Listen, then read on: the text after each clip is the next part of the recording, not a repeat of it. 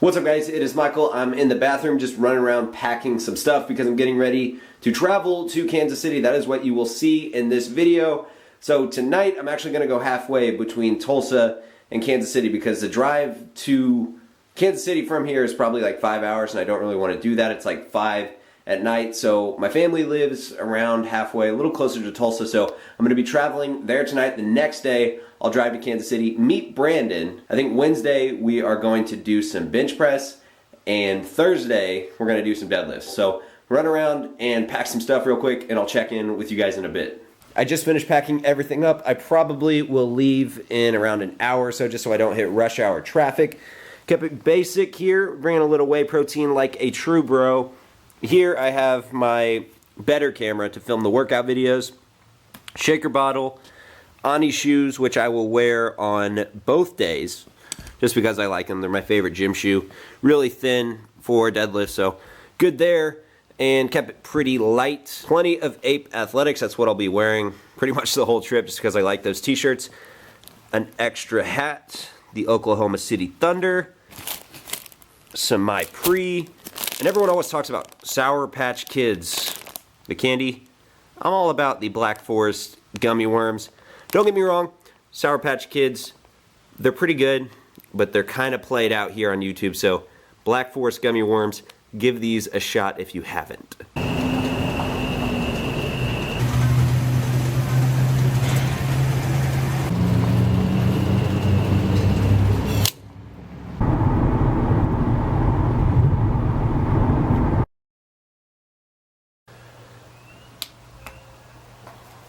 Hey, hon. Hey, Mom. How are you? Good, how are you doing? Good. Finally arrived in Joplin to some pizzas. This is from Horton's. We have pepperoni and sausage, and Ryan Padilla. What is up? Has arrived. Made the trip. See some food.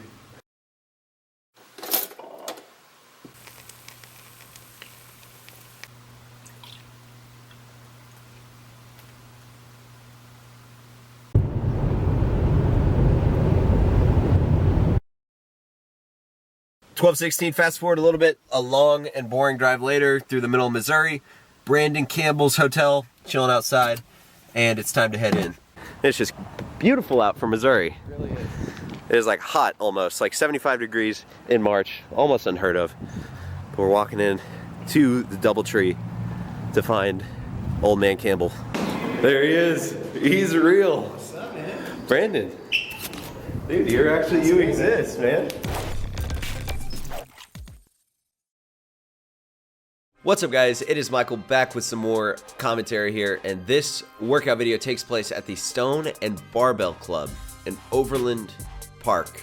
I guess it's technically not Kansas City, it's kind of like a little suburb or the outskirts of Kansas City, but this was one of the coolest gyms I've ever been to. It reminds me of a little hole-in-the-wall gym, kind of like Elliot Hulse's original strength camp. I never went there, but just from looking at his videos, this is exactly what it reminded me of. You have the garage door down there at the end of the gym that you can open, and all of the equipment was really, really nice. I never understood, how do people tear their hands on the barbell? Well, after using a deadlift bar with some good knurling, my hands were about to tear. Or how do people tear their shins up? That is how. So I learned really quick, and here's Brandon assembling the Optimus Prime of cameras. It's actually really sweet. He has a little LCD screen on the top of his camera so he can really line up his shot. He's got some of the highest quality videos on YouTube, so if you don't know Brandon's channel for some reason, check him out down below in the description, as well as Ryan's channel. You guys have seen him on the channel here a lot, so I'll link his down below in the description, but he really trooped it out. He drove with me, we drove separate up to Kansas City, and then he had to drive all the way back to Oklahoma City in the same day. So he was in the car for like 7 or 8 hours just to come hang out with us and train some chest. But we had a lot of fun. And here he is repping 315. I don't know how many times he gets this, but it's more than I got 225. And he hasn't bench pressed in forever. So he's just a really strong dude. And it was so interesting in this workout to see how all of our training styles kind of contrasted and to see how we did things differently. So for example, Brandon is getting ready for his powerlifting meet that's coming up at the end of this month, and he stuck exactly to plan. So he did 4 sets of flat bench, 4 sets of 3, and he had it all in his phone. He was very exact with the amount of weight that he was doing because he's training for a specific goal in mind. He's looking to get as strong as he can, and he's peaking for his powerlifting meet. And then he ended up doing, I think, 3 sets of close grip bench press at a lower weight. But he was so exact with it. And then you have people like Ryan and I that were just training by feel, and Brandon was doing lower rep stuff, and I like to do higher rep stuff. And as I say that, here I am doing a set of bench for around 5 reps, and this is usually the lowest amount of reps that I'll do in a set, just because I'm the kind of guy that likes to lift in the 8 to 12 rep range, and occasionally I'll throw in a couple sets of 5 here and there every so often. It's just personal preference, you know. And as I sit here watching this footage, about to head off to the gym to get a workout in, I'm really sad actually that my gym does not have these competition style benches. Brandon was explaining to me that they're a little bit wider and they had such a good grip on them, because I mentioned like my shoulders feel so much more stable on these benches, even doing these incline dumbbell presses.